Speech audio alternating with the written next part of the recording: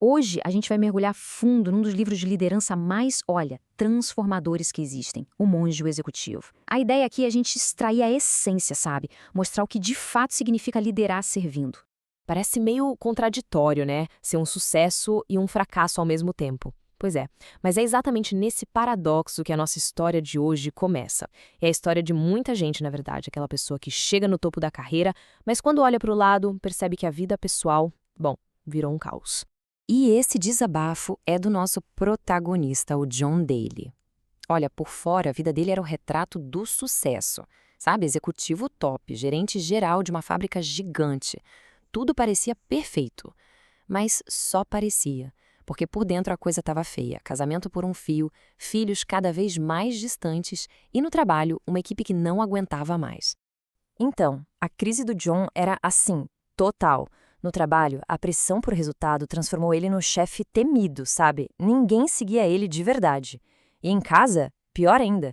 O silêncio dos filhos, a rebeldia era ensurdecedor. Ele estava simplesmente perdendo o controle de tudo que realmente importava na vida dele. E aí, a esposa dele, a Rachel, deu um ultimato, basicamente, para tentar salvar o casamento. A ideia? Um retiro. E o John foi, mas assim, totalmente a contragosto. Foi mais pelo medo de perder tudo do que por uma vontade real de mudar, sabe? E lá foi ele, para uma semana num mosteiro remoto, o mosteiro de João da Cruz. E é nesse lugar, um lugar que não tinha nada a ver com o mundo corporativo dele, que a grande virada acontece. O John, coitado, estava esperando umas palestras bem chatas, mas o que ele encontrou foi um mentor que ia literalmente virar de cabeça para baixo tudo o que ele achava que sabia sobre liderança. E que baita surpresa, porque o monge que ia dar o curso era ninguém menos que Len Hoffman. Sim, aquele Len Hoffman, uma lenda do mundo dos negócios, um cara que tinha sumido do mapa há anos. E agora, ele estava ali, com o nome de Irmão Simeão, pronto para ensinar um jeito completamente novo de liderar. Bom, a primeira lição do Simeão já chegou como uma bomba, um verdadeiro choque de realidade. Ele começou botando em xeque a ideia mais básica que a gente tem sobre hierarquia, sobre gestão, e a proposta dele era simples: virar tudo de ponta cabeça.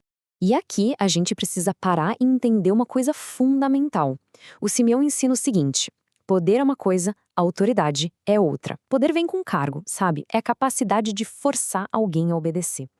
Já a autoridade é diferente. Ela vem de quem a pessoa é. É uma habilidade que se conquista e que faz as pessoas quererem te seguir. Isso leva a gente direto para a estrutura clássica, né? Aquela pirâmide com o chefe lá no topo.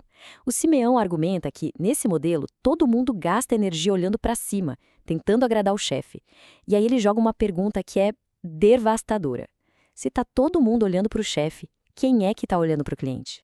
É nesse ponto que a provocação vira uma proposta de verdade. Uma pergunta aparentemente simples, mas que tem o poder de revolucionar o jeito que a gente enxerga gestão e liderança. E a resposta é essa aqui: a pirâmide invertida. É genial. A liderança servidora vira o jogo. O cliente vai lá para cima, para o topo. Logo abaixo vem a equipe, que tem a missão de encantar esse cliente. E o líder, onde fica o líder? Ele fica na base, dando suporte, garantindo que a equipe dele tenha absolutamente tudo o que precisa para brilhar. Mas atenção, tem um ponto-chave aqui. Servir não tem nada a ver com ser servil. Um líder não está ali para atender capricho, sabe? O foco é outro. É identificar e cuidar das necessidades de verdade da equipe. Aquilo que as pessoas realmente precisam para crescer, para entregar o seu melhor. Pensa num jardineiro. Ele não faz a planta crescer, mas ele cria um ambiente perfeito para ela florescer. É essa a ideia. E a partir desse ponto, a conversa fica ainda mais profunda. O Simeão traz um conceito que, para o mundo corporativo, soa quase como uma heresia. A ideia de que a base da verdadeira liderança é o amor. Calma, não é o amor romântico, aquele de filme. A palavra grega que ele usa é ágape. E ágape define o amor como um verbo, como uma ação. Não é sobre o que se sente, é sobre o que se faz. É um comportamento, uma disciplina, uma escolha que se faz todo dia. E essas ações, esses comportamentos, têm nome. Paciência, por exemplo, é ter autocontrole. Bondade é dar atenção, é encorajar. Humildade é ser de verdade, sem arrogância. Respeito é tratar todo mundo como gente importante.